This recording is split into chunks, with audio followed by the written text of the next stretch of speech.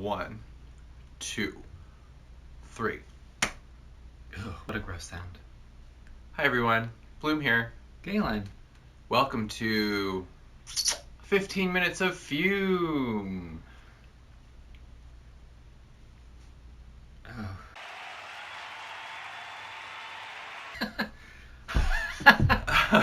Come on! It's time for part 2 of our video sniffing through the recent spate of releases that were a combination of the last month's Lunacy perfumes and also the 5 duets that we released for fundraising for Hurricane Ida relief. Last time, I thought it would be fun/funny to mix up the 2 sets of duets and just do whatever happens. And instead, that was kind of a bad idea because we did kind of all but one from one collection. But, you know... I still had fun. Galen had fun. And if you're here to chase down that last review from, you know, the one that was left out, then you got to watch another video. And also, I have learned that when you invite the fates to make decisions on your behalf, and then they do, you really should just roll with it and not be like, oh no, that's wrong. So what happened was correct, and we are sticking with the plan and diving into the remaining 5 duets, plus Harvest Moon, our annual Harvest Moon perfume blend. Is that the kind of thing you'd have on a farm? It is. It is. You know, although you can harvest all kinds of things, all kinds of places. Galen's making a drag me to hell joke. I am. Why don't we get that Harvest Moon perfume out of the way so it's not confused with the other little duets? So there's a lovely bit of stuff here going on explaining the significance of the Harvest Moon. The history. And our context, you know, clues. You know, urban elites who know nothing of the old country ways could, there's a little learning there for you. Consider us your almanac. This year's Harvest Moon is a swirl of late autumn leaves surrounding the last stone fruits of summer. Name some stone fruits.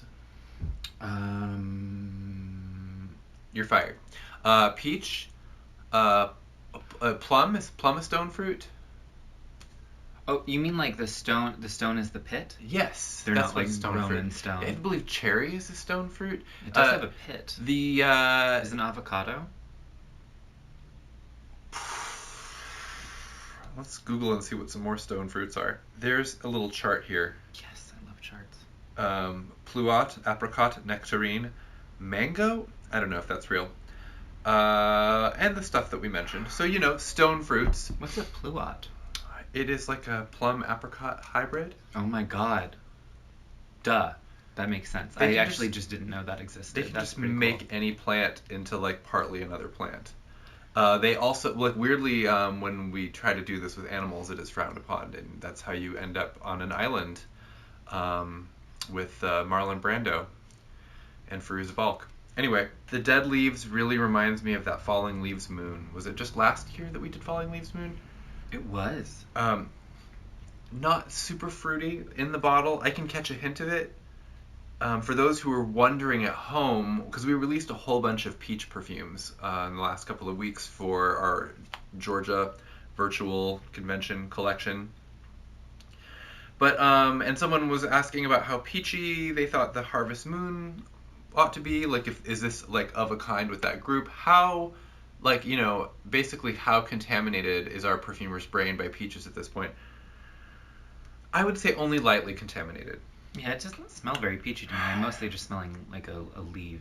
There is like a really kind of like a rich, plummy fruitiness happening in the background, but the leaves is definitely the first thing on the note in the bottle. And then on the skin, fruit comes right out, pops right out.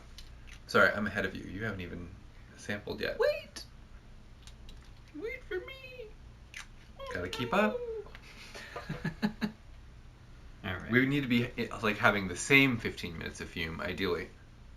Doesn't it instantly smell fruitier? Much fruitier.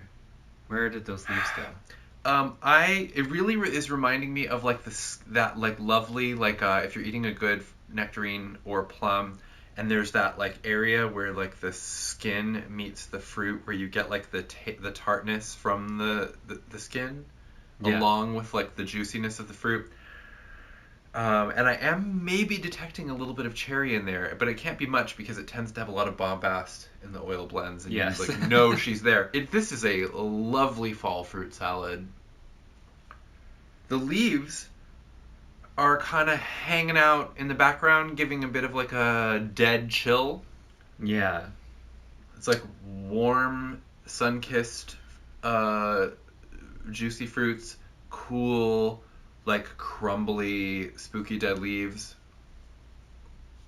You know, in one of those like paint mixers. Yeah. Which is not how we make the perfume, by the way. It's not how it goes. Yeah, you just pour all of the ingredients into, you know, like a dryer, and then you throw in a cinder block. I'm blending right now. And then run it at high speed. Oh, it is really lovely. Well, it definitely has like a fruit character. It's really not like a super sweeted up fruit like we had last week with like the pear vanilla cream situation, which was like, ooh, fantasy, like candied fruits on like a Pan's Labyrinth platter. No.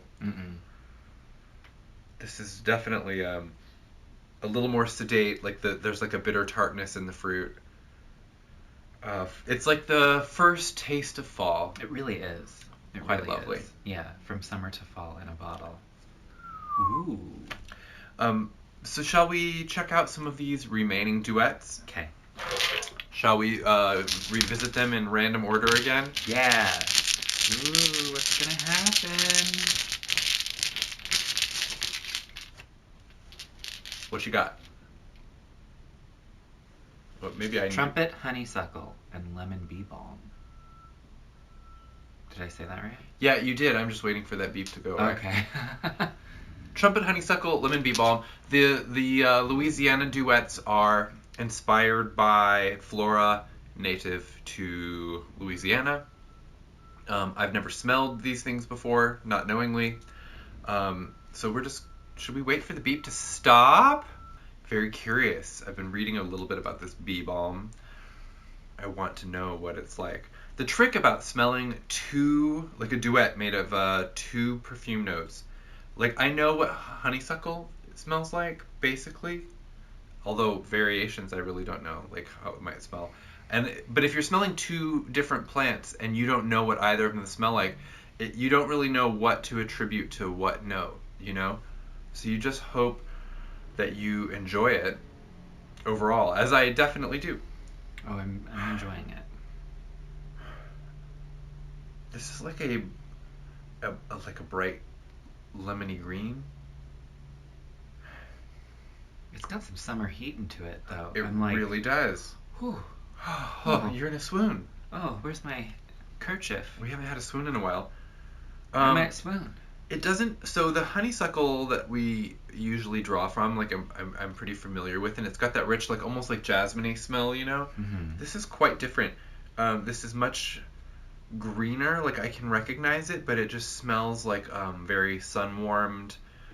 Less of the bloom, a little more of the vine. You know what I'm saying? Yeah. And then as far as the BEEBALM, there seems to be a kind of like a lemony minty kind of thing going on with that. Yeah. It's just kind of like refreshing, like whoosh. There's like a bit of like a whoosh, you know. Do I have enough on the bead here to put some on the skin? Here.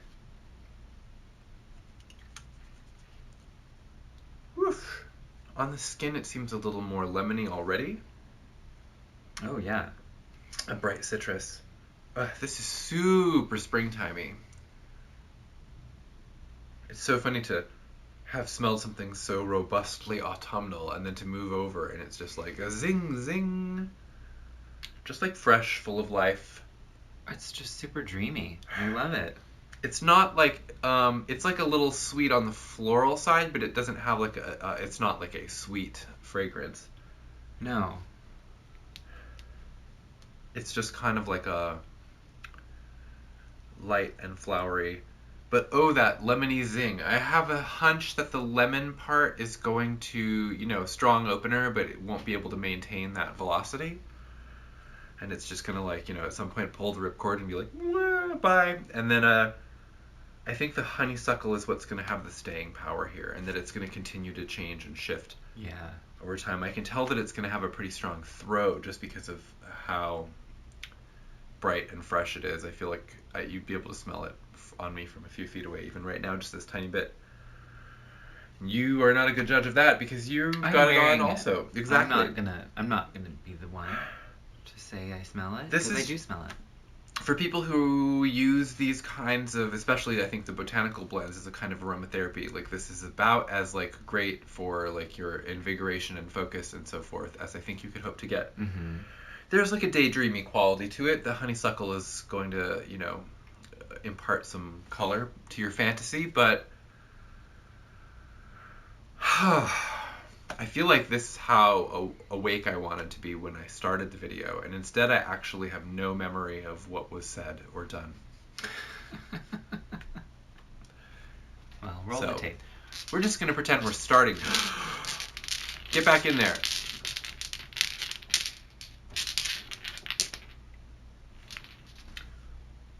Elderberry flower and Sandhill plum. That's right. You actually read my writing. I had to write really tiny, and it's smudged because I used a kind of ink that was not supposed to go on this kind of label, and it's smudged. All right, more plums. Let's do it. We're doing plum stuff today. Ooh. Ooh. Ooh. Oh, that's plummy. I don't do really smell the elderberry flower. I don't really know the difference between, like, for example, like elderflower, elderberry flower. It's all the same, right? Am I right?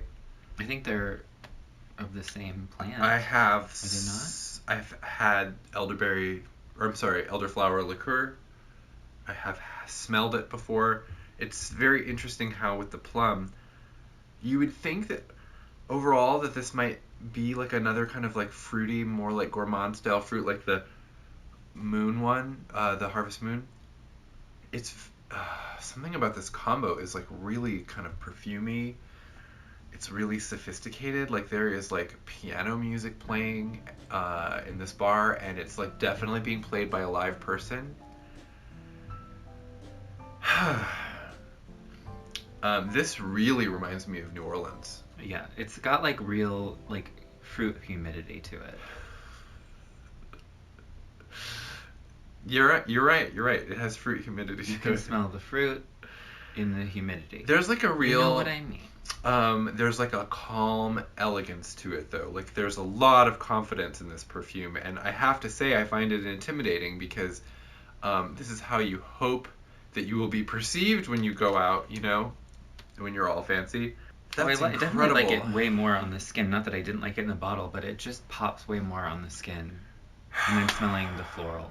When people say that they don't like florals, this is the kind of perfume they're talking about, just because it is really heady. Mm-hmm. There's like this heady, like there's a sweetness to it, but there's also this like withholding, you know. It withholds some comfort so that you can bear witness to its elegance from a polite distance. You know, it is both kind of like inviting and intimidating at the same time. And that plum really super rich and dramatic.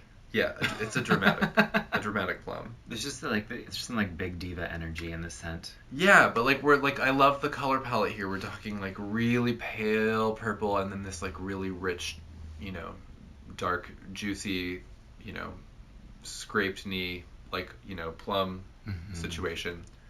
Mm-hmm. Plums are like the most violent looking fruit.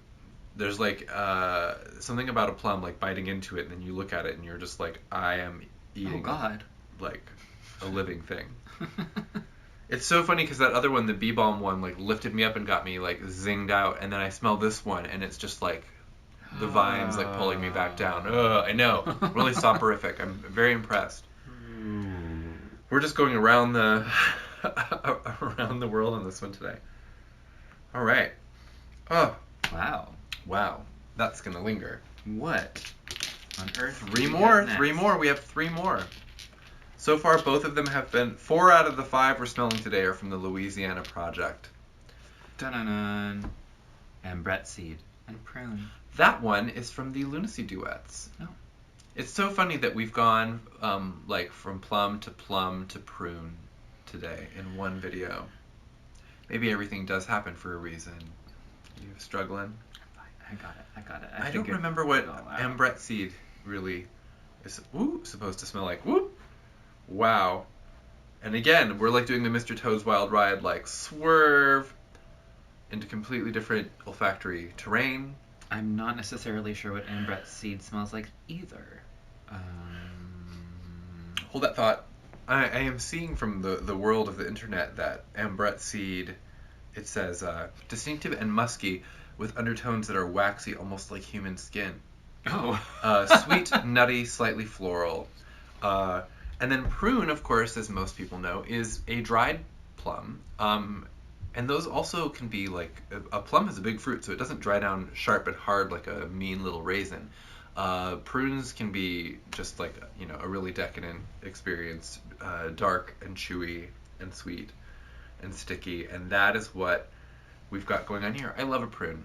I've always loved prunes. I was that weird kid who was like, oh wow, these prunes are delicious. And then the less said about what happened next, the better. Let's find some clean real estate that's not already occupied by some other plum scent. Now this is really decadent. There is like a spicy gourmand quality to this. Oh, it is spicy. It's really rich. It reminds me of like the plum in like, what is the one, the Rain Fundraiser one that I like? Is it the snaky haired? Mm-hmm. It makes me think it's, you know, the dimension of the like the way the prune interacts, the plum interacts with different things. Like, how do you make a more like a more dry, concentrated experience?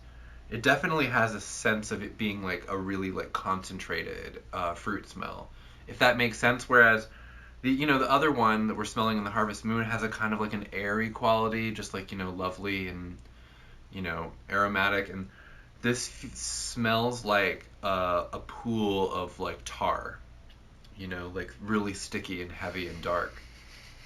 Does that make sense? Yeah, in a good way, a pool of tar. Oh, I mean, that's what you want, you know? A prune that you can get lost in forever. It's really hard for me to pick out what the ambrette is lending here.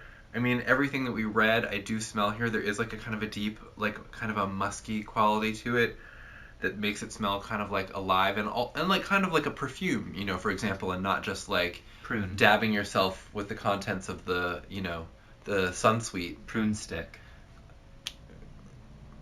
My prune stick. Oh, I have a little bit of that goo that's in the prune bag. Just behind my ears. Don't bring me into any gardens. Bees will come get me. It doesn't even rub in. It just kind of sits there on the skin. That's why you can smell it. It's really amping. As this goes on, like, I think the really intense fruitiness of it is kind of like smoothing out.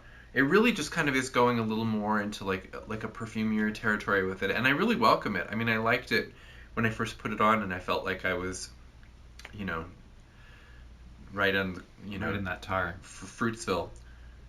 Right in that tar. Yeah, there's almost like there's like a resinous quality to this that is just like smashing. Guess we better do these two before the leaf blowers show up. I wonder which one. I don't know why I'm even bother mixing it up. Yeah, okay, so literally doesn't matter anymore. Bald.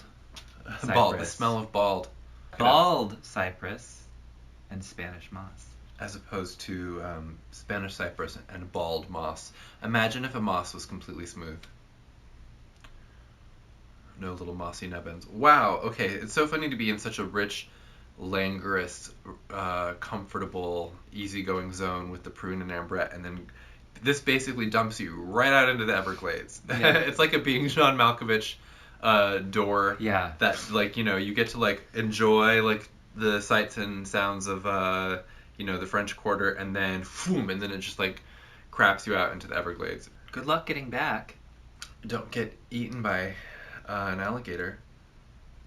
It's just got that like fresh, like sting. The cypress is, I don't know if The cypress is very stingy. yeah, it It's has a like stingy tree. almost like an evergreen quality.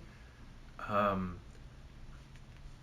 then the moss, I mean, there's like a real like a tang, you know, to it, where it's just like, it's kind of like scratchy and sharp, but like cool and green and mellow, and that's why the sharpness is so, I mean, it's really, that's like the experience of being like out in nature, and you're smelling so many things at once, and it's so potent, and you it's like overwhelming to the senses. This is that. That's what makes it so exciting, I think, to have in a fragrance, especially as something that you can layer with other stuff, though, is that there is like a real like natural presence to this that you could lend to any number of things. On the skin, it's going a little even drier into like almost like a smoky, almost vetiver territory. Yeah. I got that like right away. Just really rich, and I just like this so much more on the skin than in the bottle immediately. yeah. I mean, some of the, I think because we're dealing with so strong pure in the bottle. oil, and it's so intense. It's like my nephew said, where he smelled one and he was like, "These are too strong for humans." And in the bottle, it really is that way a lot of the time, especially if people aren't used to perfume oils. You're like, is my head in a tree? Is my head a tree? Is my head a tree? I've been cursed by a witch, and now my head is a tree. But totally like dry. It's like I do feel way more like I'm outside. It just opens up, you know, like it just immediately, like it's spread over a surface, it starts to evaporate, it's like your body's warmth heavenly. Lifts it. It really is. It's not as sharp and spiky as it was in the bottle, for sure. No. Like, I mean, any evergreen note, if does cypress count as one? I think of it as one, for what it's worth. But it can be so intense, you know, when concentrated. And if you slather with this, people are going to know it like next door, I think. Really, I mean, this seems like it would like fill a room. Yeah. It turns your indoors into the outdoors. It's like that in Where the Wild Things Are, where he's just sitting there and then suddenly like the trees are in his house. He smelled this perfume. That's it. Max, go to bed. What's his name? That was his name. I'm not just like Louisiana going crazy. is definitely where the wild things are. The final one is Osmanthus and Honeybells. Honeybells. Two beautiful things that deserve, for at least one brief moment, to be in the same bottle together. Let's see if I can. I mean, I think it's still moss in my nose. A brief friendship. Whoa! It's so funny just bringing this toward my face. I could smell it. It like preceded the. I ended up rubbing the lid on my nose. Oh, how fun for you! I'm glad you did it at the last one. Wow. Me too. Sorry, what is in this one? Osmanthus. Okay. And Honeybells. And Honeybells. Now, I believe Osmanthus is like a lily. Checking it. I think it's a white floral. You are right. I'm reading from, you know, like various perfume websites where it says that Osmanthus has a mouth-watering, honeyed, apricot peachy note. Kind of a floral fuzziness. Honeybells, I don't know from Adam or Steve or whoever. Looks like we're dealing with a flowering plant, white to cream, tight ball-like flower clusters. I mean, this really smells like an intense garden smell. There is like a heady, this is another intense floral, like a heady, honeyed, almost like sweetness. There is just like a real, sassy, brassy quality. Yeah. Let's find some clean real estate and try it on, shall we? Yeah, yowza.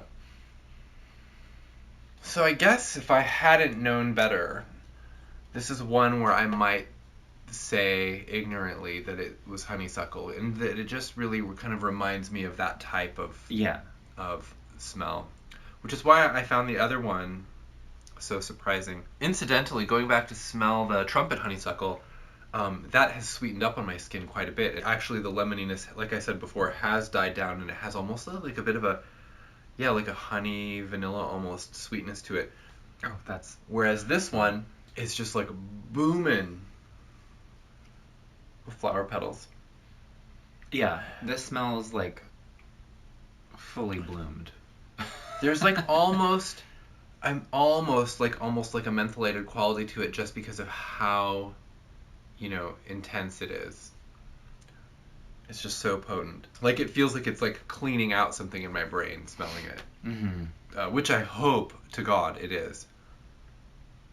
Yeah, maybe is ultimately, I think, a little on the drier side than the Trumpet Honeysuckle one. Just like a really lovely, like sheer, bright, luminous floral. Yeah.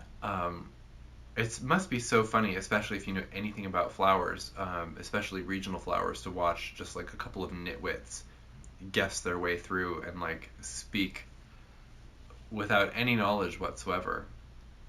I hope that this is illuminating. I mean, for those who are in our shoes, at least you get to watch somebody puzzle through it and get some like first impressions, I guess, and people seem to find that valuable because your alternative is basically just to read a few words on a website and then decide if you want to commit to sampling it.